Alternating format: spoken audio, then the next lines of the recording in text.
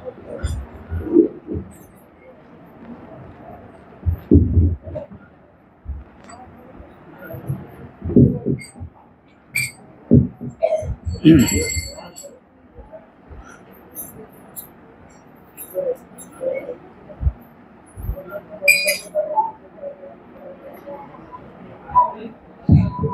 गुरुभ्यो नमः।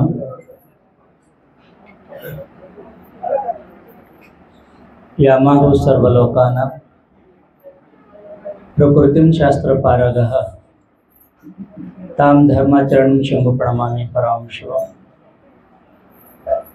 प्रप्रथमः आराध्य सद्गुरूंना स्मरण करून वीरशैव महामत स्थापनाचार्यवर्य जगदादि जगद रेणुकादि पंचाचार्य बसवादि प्रमथगण मन्मतादि शिवसंतगण संत शिरोमणी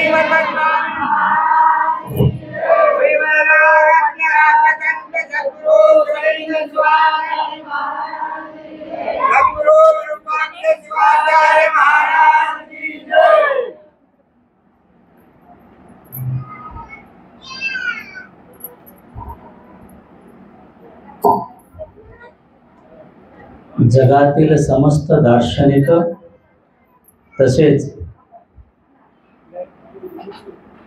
आज कर्णा येथे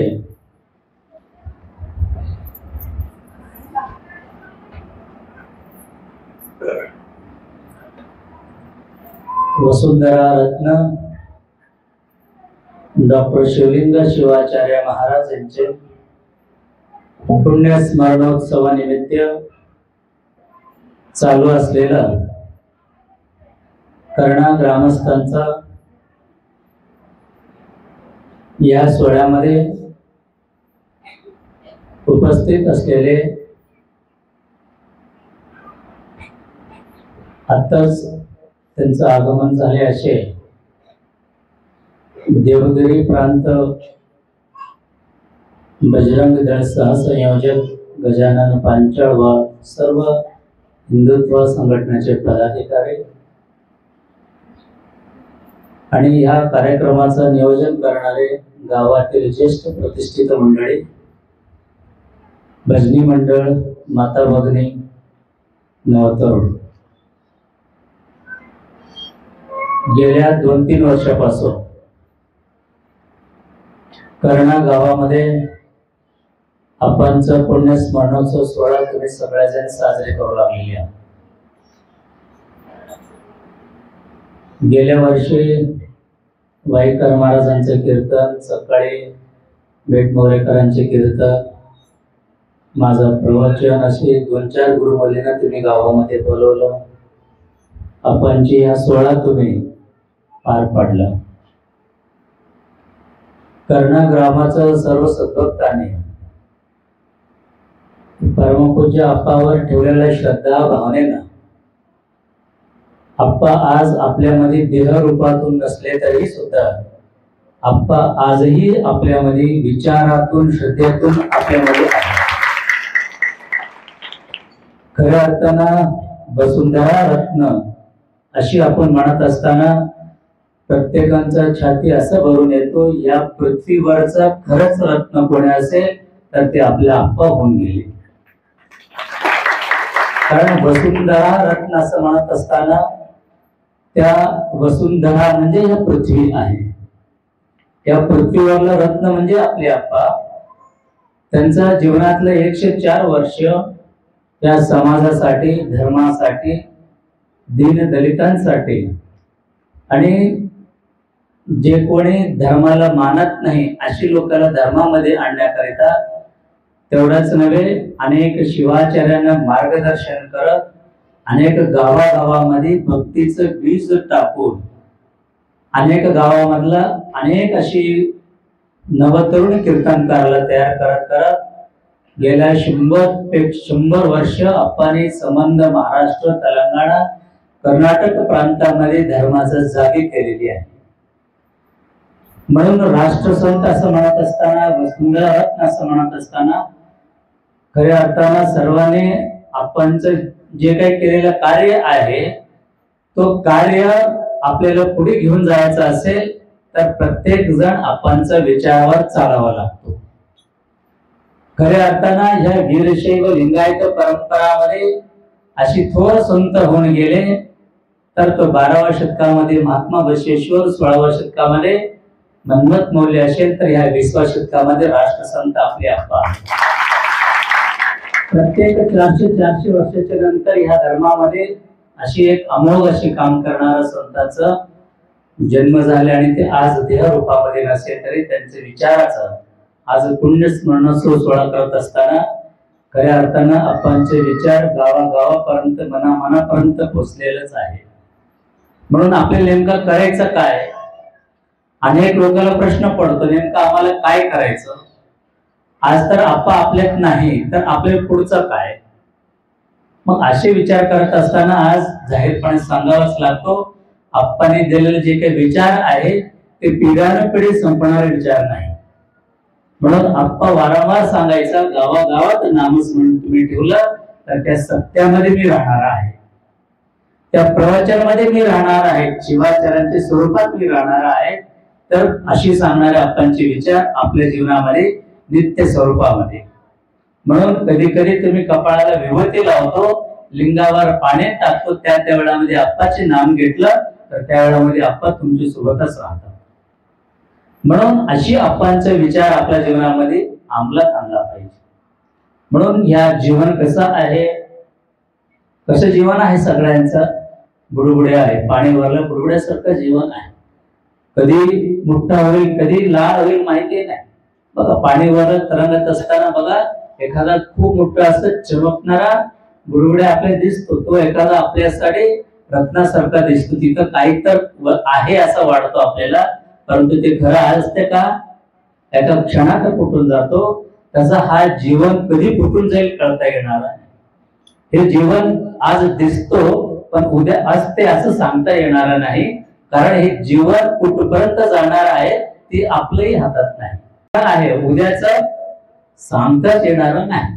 म्हणून असं न सांगता जीवनामध्ये अस्थिर जीवनामध्ये जगत असताना आपला हा माणूस मात्र विचारानं जगतो आणि त्या भगवंतावर श्रद्धानं जगतो आणि उद्याचा विचार करून जगणारा हा माणसाला आस्तिक भावनेतून भगवंताच्या गुरुमौलीच्या नामस्मरणावरून तारून पुढे जावं लागतं. कारण नित्य नियमानं आपल्या सर्वांना चालायचंच आहे, हे थांबणार नाही. आतापर्यंत पाहिलं तुम्ही गावातलं पूर्वज तुमचं होऊन गेले, आजी आजोबा होते तुमचं, आज आहे का? आज तुम्ही दिसतो, उद्या राहणारे आहात का? पण पुढे राहणारे लहान लहान मुलं आहेत तर ते तर पुढचं येणाऱ्या काळामध्ये आज मोठा होणार उद्या संपणारच आहे. म्हणजे हे जे काही चक्र आहे ह्या चक्रातून प्रत्येक माणसाला पुढे जावं लागतो. येणारा येत जातो, जाणार जात असतो, परंतु राहत असताना मात्र प्रत्येकाचे जीवन असं झालं पाहिजे, असं झालं पाहिजे तर राहत असतानाच नव्हे तर गेले नंतरही आठवण केला पाहिजे. परंतु ह्या मानवी जीवनाचं कसं चालतो तर आजच आमचं आठवण केलं पाहिजे. म्हणून अनेक प्रकारचे खोटं नाटक करत करत जीवन आपण काढत असतो. मग ज्या लोकांना समाधान करण्याकरिता आपले जीवन चालतं, मग एखादा कुठलं सध्या काळ कसा आहे, रंगबिरंगीचा काळ आहे, तुम्हाला दाखवावं लागतो हे असं आहे तसं आहे, मग माणसाला बरं वाटते. मग एखादा कार्यक्रम तुम्ही ठेवला तर त्याच्यामध्ये कार्यक्रम असतो 2 मिनिटाचा, पण त्याचं भानगडी करायचं बघा दिवसभर. मग हे बाकी सगळं कुणासाठी करतो तर लोकांना दाखवण्याकरता. कारण हे संसारच तसा आहे, संसारामध्ये काही खरं नाही तरी सुद्धा संसार करावाच लागतो. खरं नाही कळाल्यानंतरही करतो म्हणून त्याला संसार म्हणायचं. म्हणून संसार संसार सांगत असताना उपनिषदामध्ये खूप सुंदर सांगितले संसार कशाला म्हणायचं. संसार म्हणजे काय? संसार म्हणजे संसरती इथं संसार म्हणजे संसरती, सरत सरत सरत जातो. कसं? हातामध्ये तुम्ही वाळूचं मुठ्ठी धरा, मुठ्ठी भरून वाळू धरा तुम्ही, तर तो आपोआप निष्ठून जातो. पूर्णपणे राहील का मुठ्ठीमध्ये कळणार नाही, परंतु निष्ठून जातो. तसं बघत बघत बघत सरणारा संसारामध्ये माणूस जगत असताना मात्र त्या माणसाला आधार लागतो. तो आधार म्हणजे सद्गुरुनाथाचा आधार, तो म्हणजे राष्ट्रसंतांचे आदर. तशी आदर आपल्या जीवनामध्ये मिळवायचा असेल तर आपल्याला शरणागती करावं लागतं. भगवंताच्या चरणामध्ये, सद्गुरुनाथाच्या चरणावर शरणागत व्हावा लागतो, सांगावा लागतो ते आमचा नाही, ते तुमचंच आहे. म्हणूनच हे भवसागर जे काही आहे ते कधीही संपणार नाही. कारण काय, ह्याला काय ठेवले नाव? भवसागर असं ठेवलेले आहे. सागर म्हणजे कधी संपणार नाही. सुरुवात दिसतो, शेवटी कोणी पाहिलेलंच नाही. कोणी पाहिले का? गावातलं एक तर अशी माणसं सांगा, दाखवा बरं मला. मी ह्या संसार परिपूर्ण केलो, कोणी सांगू शकेल का? पूर्ण झाले आता मी समाधान म्हणते का? म्हातारा झाल्यानंतर अखेर चरणामध्ये म्हणते, महाराज माझं सगळं काय नंबर 1 झालं, पण एक म्हणतो काय म्हणून अखेरला थोडं नातूच लग्न पाहिलं तर समाधान होत. मग लग्न झाले असेल तर पंतूचं तोंड बघून तर मी मरायला पाहिजे. म्हणजे अर्थ काय, तर हे कधीही संपणार नाही. म्हणून हे आशा जे काही पुढे राहणारच असतो. म्हणून ते आशा संपलं पाहिजे, त्याकरिता संतांनी आपल्याला शिकवण देतात. तर आपल्याला काही असेल तर ते आपला नाही, तो देवाचा आहे, तो गुरुनाथाचा आहे, ते सद्गुरुनाथाचा आहे. म्हणून आपलं सर्वस्व ही देवाचं चरणे अर्पण आपण केलं तर होतो काय, तर तो सहज आपल्याला तारून जातो. म्हणून भवसागर मध्ये आपल्याला नामरूपी नौक्यामध्ये बसावा लागतो. नामरूपी नौक्यामध्ये आम्ही बसलं तर तो नौका घेऊन जाणारा कोण आहे, तर ते सद्गुरुनाथ आहे. कारण हे भवसागर जे काही आपल्याला कळणार नाही. म्हणून नामरूपी नौक्यात बसल्यानंतर तो घेऊन जाणारा सद्गुरुनाथ तुम्हाला योग्य ठिकाणी पोहोचल्याशिवाय राहणार नाही. तो ठिकाण कुठला आहे, तर ते भगवंताचं सानिध्य आहे. भगवंताचं प्राप्ती झाल्यानंतर तिथं काहीही उरणार नाही. तिथं काय उरणार आहे? काहीच नाही. तिथं त्रिकालाच्या पलीकड, काल आज उद्या भूत भविष्य वर्तमान याचं पलीकड जाणारा म्हणजे काय, तर ते भगवंताचे स्थान आहे. भगवंताकडे गेल्यानंतर तिथं काळाचे बंधन नाही. कारण काळाचे पलीकड राहणारा भगवंताचे ठिकाणी आहे. त्या ठिकाणी याला कधी काल आज उद्या म्हणायचे राहणारच नाही. कारण काय, ते त्रिकाल सत्य राहणार आहे. कारण हे जग संपल्यानंतरही राहणारा भगवंत त्या ठिकाणी आपण गेलं तर तिथं आपलं काय होतो, संसाराचा चक्रातून सुटका मिळतो. म्हणूनच काय सांगितलं, तर लक्ष्मण माऊलींची जे प्रसाद वरला अभंगामध्ये किती सुंदर सांगितलं, प्रसाद घेताची स्वामीचा नाश होय षडरिपूच. म्हणून अखेरला काय सांगतात, लक्ष्मण म्हणे घ्यावो जन्म मृत्यू चुकवावो. पण ते असं म्हटले नाही का, मृत्यू जन्म चुकव असं म्हटले का? कारण ते जन्मलेला नक्की मृत्यू अटळ असतो. म्हणून संतांनी सांगितलं, जन्मच तुमचं चुकलं, मृत्यूचा प्रश्न उरणार नाही. म्हणून अशी जीवन आपला व्हायचं असेल तर काय केलं पाहिजे, सद्गुरुनाथाचा शरण गेला पाहिजे. म्हणून जे काही ह्या शिकवण आहे हे अप्पांची शिकवण आपल्या सर्वांना आहे. खऱ्या अर्थानं या मानवी जीवनामध्ये माणसाला इथून तरुण जायचं असेल तर आपला सुधारणाची जाण ठेवला. आपण सगळेजण कोण आहोत, स्वतःसाठी आपण काय म्हणतो, काही लोक म्हणतात आम्ही लिंगायत आहोत, काही लोक म्हणतात आम्ही वीरशैव आहोत, आणि काही लोकांना आम्ही कोण आहोत तेच कळत नाही. मग वीरशैव लिंगायत हे सर्व काय आहे, तर मूळतः या भारत देशातलं हिंदू राष्ट्र मधलं एक पंथ आपला आहे. वीरशैव लिंगायत म्हणजे एक पंथ आपला आहे. परंतु त्याला मात्र आपलं काय झालं, काही लोकांनी लिंगायत धर्माच्या नावाखाली इथून बाहेर पडायचे प्रयत्न करू लागले. म्हणूनच आपल्याला जाहीरपणे सांगावं लागतो, आम्ही सगळे हिंदूच आहोत, आम्ही हिंदूचे व्यतिरिक्त नाही. कारण की आपल्याला कळायला पाहिजे या भारतीय संस्कृतीमध्ये मूळतः आपण घेतलं तर 2 प्रवाह चालू असतो, एक वैष्णव आणि एक शैव. वैष्णवमध्ये चालणारा जे काही ते पांडुरंगाला मानणारे, विष्णूला मानणारे ते वैष्णव परंपरा आहे. तर आपलं कुठलं परंपरा, शैव परंपरा, शिवाला मानणार आहे ना. आपलं आराध्य दैव शिव आहे. भलाच कुठले अलीकडे आम्ही बघत असेल तर मूळ कोण आहे, आपलं शिवच आहे. म्हणून त्या शिवाला लिंग स्वरूपामध्ये पूजा करणारा, म्हणून आम्हाला लिंगायत म्हणतात. लिंग पूजा केल्यामुळे लिंगायत, काय अवघड नाही. मग एखादा शेतकरी कुठलंही काम करत असेल तर त्याला टोकन नाव ठेवतो कोण आहे? किती लोक नाव टोकन गावामध्ये आहे? तुम्ही काय म्हणतो, फलाने पाटलाचं पोरगा, ते आता काही बी असो ते पाटीलच झालं, बरोबर आहे का?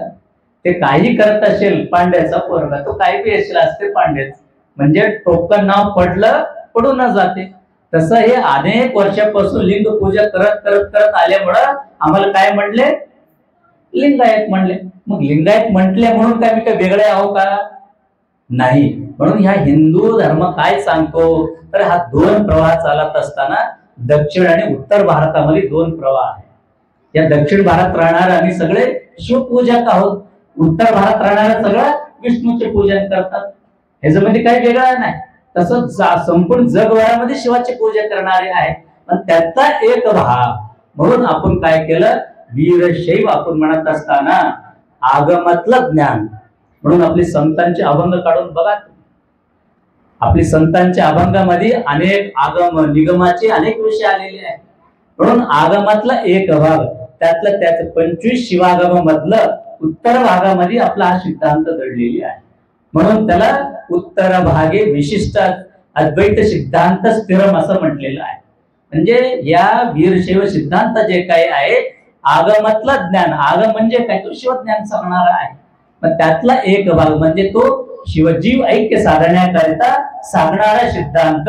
इथं जाती कुळ गोत्र पंथ कशाची संबंध नाही. जे कुणाला शिवाकडे जावं वाटतो त्याला लिंग पूजा करावं. शिवजीव एक करायचा असेल तर एक पूजा करावं. म्हणून ह्या लिंग पूजाची परंपरेमध्ये आपण असल्यामुळं स्वतःला लिंगायत असं आपण म्हणत आलो. पण ह्याच्यापेक्षा व्यतिरिक्त त्याला कुठलाही अर्थ नाही. म्हणून आम्ही कोण आहोत मूळ, आता असा विचार केला तर आम्ही सगळे हिंदूच आहोत. कारण ह्या हिंदू राष्ट्रात राहणारे आम्ही सगळे हिंदूच आहोत. म्हणून ह्या हिंदू राष्ट्रामध्ये जगत असताना सगळेजण सध्याची परिस्थिती विचार केला फार अवघड आहे. आणि आम्ही गावात असतो, अनेक लोकांना कळणार नाही. तुमच्या गावात अनेक प्रकारचे काय असेल, काही जिहादीचे प्रकार गावात घडले असेल किंवा नाही, कुठं तर एक दोन घडलं असेल, तुम्हाला वाटतं काय आहे. आमच्या गावात तर काही घडलेलं नाही. आणि सध्या परिस्थिती विचार करा, सध्या जगभरामध्ये विचार केलं, परवा बांगलादेशमध्ये घडले काय सगळ्यांना माहिती आहे ना. बांगलादेशातलं आम्हाला काय सांगायची गरज नाही, प्रत्येकाची मोबाईल मध्ये पाहिलं, टीव्ही मध्ये पाहिलं, बातमीत पाहिलं. मग त्या ठिकाणी कोणी विचार केले का? बांगलादेशात राहणाऱ्याला हे इस्कॉन टेम्पलवाले आहेत आणि हे राधास्वामीची सेवा करणारे आहेत, या ठिकाणी कोणी महादेवाला मानणारे असे विचार केला का? ते बघा तुम्ही बातमीमध्ये स्पष्ट बघा, तिथं जे कोणी आहे त्यांचं नजरेनं काय होतं, हे हिंदूच आहे म्हणजे गैर हिंदू काय केलं, हिंदूवर आक्रमण केलं. म्हणून झाले कसं, त्या ठिकाणी हिंदूवर खूप मोठं आक्रमण झालं. आज हिंदूंचा अनेक प्रकारचे अत्याचार झाला. मग तेच प्रकार एक वेळ आपल्या भागामध्ये आल्याशिवाय राहणार नाही. म्हणून आपल्याला जागी व्हायचं आहे. मग त्यासाठी काय करायचं, तर आम्ही सगळ्याजण लक्षात घ्या, आजपासून आम्ही सगळेजण एक चांगल्या विचारानं पुढे जायचं. देवदेव करा, लिंगपूजा करा, कपडा विभूती लावा, सप्ताह करा, सगळेही करा, हे केलंच पाहिजे. ह्याचं बरोबर ही सुद्धा गावातून बाहेर, घरातून बाहेर पडलं तर गावात राहणारा सर्व हिंदू म्हणून आम्ही एक राहायला पाहिजे. गावात राहणारे सगळे हिंदू एक म्हणून आम्ही जगायला सुरुवात करा. तर होतो काय, तुमच्यावर कुठल्याही प्रकारची अडचणी येणार नाही. बघा, हे 5 बोट वेगळं राहिलं तर ताकद कमी पडतो. 5 बोटाची एक मूठ झालं तर ताकद वाढतो का नाही. म्हणून ह्या भारतीय देशामध्ये या सर्वांना हिंदू म्हणून एकत्रित आणि जगायला सुरुवात केलं तर होतो काय, तर आमचा शक्ती वाढतो. त्यावेळामध्ये आपला घराघरातला अनेक अडचणी आज सांगायला फार काही वाईट बी वाढते, काय अवघड नाही. कारण काय होऊ लागलं, कुटुंब व्यवस्था, घर म्हणून आपण बघत असताना कुटुंब व्यवस्थामध्ये काय झाले, घराघरामध्ये तुमचं परिस्थिती काय आहे. बाप मुलाचं ऐकते का, मुलगा बापाचं ऐकते का, मुलगी माईचं ऐकते का, काय परिस्थिती आहे घराघरामध्ये. बघा, थोडस मोठं झालं, लग्न झालं, मुलगा तुमचं ऐकते का. मग कुटुंब व्यवस्थाची काय परिस्थिती झाली, घराघरातलं काय वातावरण आहे, कोणी विचार केले का. त्याला व्हायला कारण काय आहे, घरामध्ये मी एक राहत नाही. ह्याचा अर्थ काय झालं, कुटुंब व्यवस्था बिघडलं. कुटुंब व्यवस्था बिघडलं म्हणजे आम्ही सगळे कमकुवत झालो. एका काळात एका घरात 5 भावंड, खूप मोठं घर राहावा, तर त्या घरातलं परिस्थिती किती सुंदर राहायचं. कोणी शेतीच बघायचं, कोणी स्वयंपाकघराकडेच बघायचं, कोणी एकच काम, म्हणजे संपूर्ण घर एक व्यवस्थित चालायचं ना. आता काय झाले, हम दो हमारे दो. बरोबर आहे ना. मग तेवढ्यावर आम्ही राहिलो. मग काही अडचणी झालं तर लगेच या वर्षी बघा, सध्या परिस्थिती लक्षात घ्या. तुमच्या गावामध्ये ह्या वर्षी 10 लग्न लावून आलो ना, पुढच्या वर्षी किती तारीखच चालू आहे. डिवोर्स केलो का नाही, तुम्ही करू लागलो का नाही, गावात झाले का नाही तसं. कारण काय, आज 10 लग्न लावलं ह्या वर्षी, पुढच्या वर्षी कमीत कमी 2-3 मुलांचे तर होऊ लागले का नाही. मग का होऊ लागले, कारण काय आहे, तर आपण कुटुंबामध्ये एकमेकांचे मन राखून चालायला तयार नाही. घराघरामध्ये सोनाचं सासू ऐकत नाही, सासूचं सोन ऐकत नाही. मग आम्ही स्वतंत्र वागायला सुरुवात करतो. त्यावेळामध्ये घरात येणाऱ्या कुठल्याही संकटाला तो झेलू शकत नाही. म्हणून तो काय करते, त्या नवरा नवरी एकमेकावर श्रद्धा नाही, एकमेकावर प्रेम नाही. थोडंही काय झालं तर तो नाही, ह्याला म्हणते 10 भेटते, ते म्हणते मला 10 भेटते, निघालं. म्हणजे झाली काय, ताटातुटी झाली. पण एका काळात विचार करा, काय परिस्थिती होता आपल्या कुटुंबामध्ये. एक वेळा लग्न झालं तर आयुष्यभर नाही तर 7 जन्म ते आपला म्हणून चालत होतं. काय काही झालं तरी ते मुलगी तिथं नांदत होते. पण आज काय परिस्थिती झाली, तर आज त्या मुलगी 4 वर्ष बी नांदायला तयार नाही. म्हणून अशी व्यवस्थामध्ये अवघड काय झालं, म्हणजे आज आपलं कुटुंब घट्ट व्हायला तयार नाही. म्हणून आज या ठिकाणी राहिलेलं सर्व मायमौलीनं आवर्जून इकडं बसलेलं आपली मायानं सांगायचं, आयानं सांगायचं आहे, तर तुम्ही तुमचे सुनाबरोबर कसं वागणारे आहोत, कसं वागू लागलो माहिती. तुम्ही तुमचे सुना बरोबर कसा वागतो. पण तुमचं मात्र फार सुंदर बोलणं असतो, महाराज माझा जावई फार नंबर 1 आहे, पण मुलगा बिघडले म्हणतो. बरोबर आहे, आपलं सहज बोलले, माझा जावई नंबर 1 आहे, मुलगा बिघडले. जावई काय माहिती छान आहे, तर माझं मुलगीचं ऐकून चालते. जावई खराब म्हणजे जावई नंबर 1 आहे का, मुलीचं ऐकून चालते. मुलगा खराब झाले का, ते सोनाचंच ऐकून चालते. मग हे कुठलं न्याय आहे. मग तुम्हाला विचारतो, तुम्हाला जावई बरं वाटत असेल तर मुलगा सुद्धा बरं वाटलाच पाहिजे. म्हणून अशी परिस्थितीमध्ये सर्व मायमौल्या सासू म्हणणार लक्षात घ्या, कसं तुम्ही मुलीवर प्रेम करतो तसं सोनावर देखील प्रेम करा. तुमची सून म्हणजे मुलगीच आहे, तशी प्रेम तुम्ही तुमचं सुनावर करा. तर त्यावेळामध्ये बघा, तुमची सून तुमचं काही खराब करणार नाही, तुम्हाला वाईट बोलणार नाही. पण तुम्ही मात्र काय करतो, सुनावर 100 ब्लेम करतो आणि वरी म्हणतो की सून मला बघत नाही. मग ह्याला कारण कोण आहे, तर तुम्हीच आहोत. म्हणून सर्व सासनं सांगायचं आहे, आजपासून सावध राहा आणि सुनासोबत चांगली व्यवहार करा. त्याला म्हणा माय सर्वस्व तुझंच आहे. म्हणून वयात झाल्यानंतर तुमच्या हातात काय आहे, काहीच नाही. घेऊन जाणारे काय होत, काही घेऊन जात नाही. मग तुम्ही वय झाल्यानंतर चावी सुनाच्या हातात देऊन टाका आणि असा विचार करा, मी 2 टाइम गरम मला जेवायला दे आणि 2 टाइम चहा. एवढ्यावर तुम्ही आराम बसून राहिला तर सुना तुम्हाला मायपेक्षा जास्त प्रेम करा. मग आता इथं बसलेलं अनेक सुनाला बरं वाटले ना, बरोबर आहे. सुनाला फार आनंद वाटलं, बरं झाले आपण छान बोलून गेले. मग एवढ्यावर नाही त्या सुनेला सुद्धा सांगतो, सून म्हणून तुम्हालाही सांगतो, तुम्हाला माय चांगला वाटते का सून चांगला, सासूबाई चांगला, माय चांगला वाटते का सासूबाई. तुम्ही म्हणतो काय, नाही माय चांगलाय सासूबाई. मग सासूबाई खराब म्हटलं तुम्ही तर तुमचं झालं. म्हणून काय केलं पाहिजे, सगळेजण तुम्ही आजपासून सर्व सुनाने लक्षात घ्या, आजपासून प्रत्येक सुनाने मनामध्ये अशी बाळगला पाहिजे एक भावना, तर माझा माय आणि सासूमध्ये काही फरक नाही, असं सर्व सुनाने समजलं पाहिजे. म्हणून प्रत्येक सुनाने सासूवर तेवढं प्रेम केलं तर तुमची कुटुंब व्यवस्था चालतो.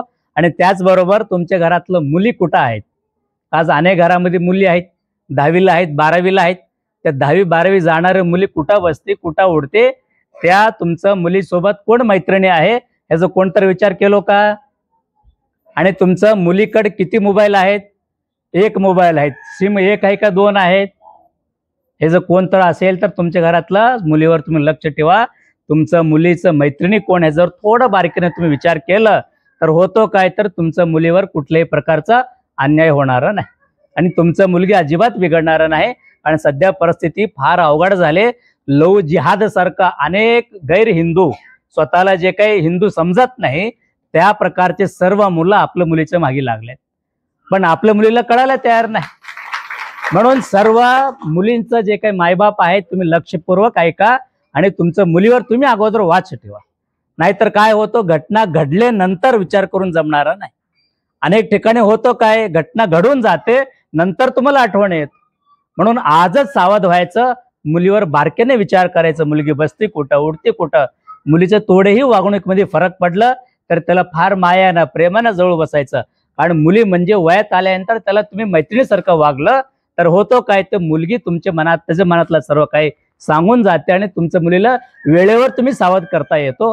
कारण सध्या हिंदू समाजातलं अनेक जातीमध्ये सुद्धा पैशाची बोली लावायला सुरू केल्यावर लक्षात घ्या. कारण आज अनेक लोक ही गोष्टी सांगत नाही. अनेक लोकांना वाटतं महाराज मंडळीला काय करायचं आहे, ते गोष्ट सगळं दुसऱ्यांचं आहे असं म्हणत असतात.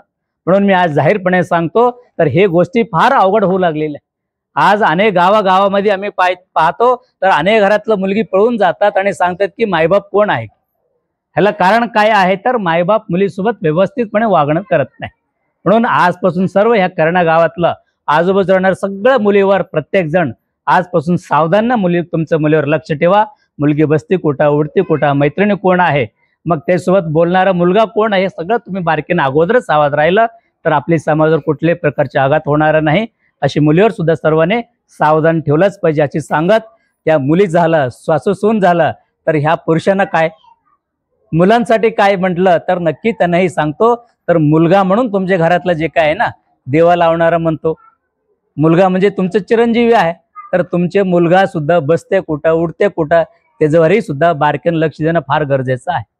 म्हणून एखादा वयाचा 10वीला आला, 15-16 वर्षाची मुलगा झाला तर त्या मुलांची तोंडात तंबाखू आहे का, तो तोंडात मटेरियल खातो का, तोंडातून काय तर अवांतर नसलेलं काय करतो का, हे सुरुवातीलाच तुम्ही बारकेनं लक्ष ठेवलं तर त्या वेळामध्ये मायने त्याच्यावर लक्ष ठेवून, तुमचे मुलगा एखादा तंबाखू खात असेल तर त्या मुलाची तोंडावर तुम्ही 2 छापट दिलं तर तो काय करतो, आयुष्यामध्ये परत असली भानगडीत पडणार नाही.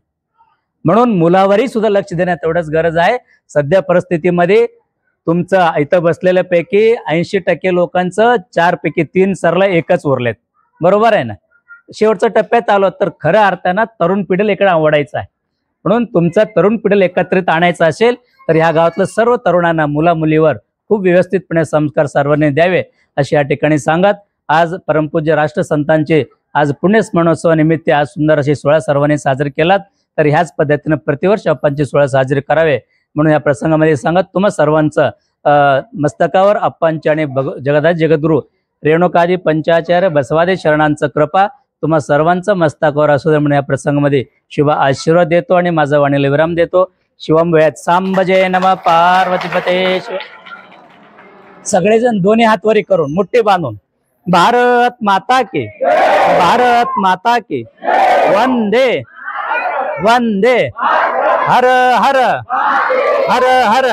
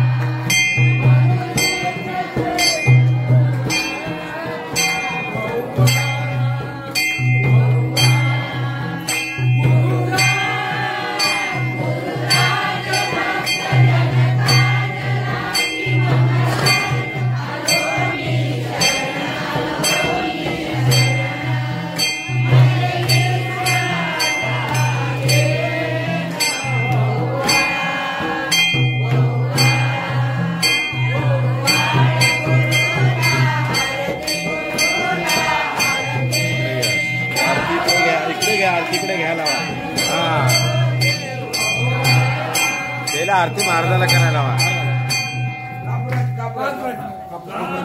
कापूर.